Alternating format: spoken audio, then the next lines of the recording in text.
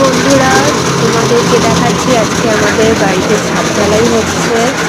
আর এই মেশিনটা আমি নিজে হাতে পুজো করেছি, করতে হয় নাকি শুনলাম। তো পুজো করে তারপর মানে ঢালাই মেশিন স্টার্ট হয়ে মাল মশলা পড়ে গেল এই ফার্স্ট টাইম, মানে ফার্স্ট মশলাটা আর কি পড়লো। এরপর পুরো একদম ছাদে মশলা ঢালা হচ্ছিল।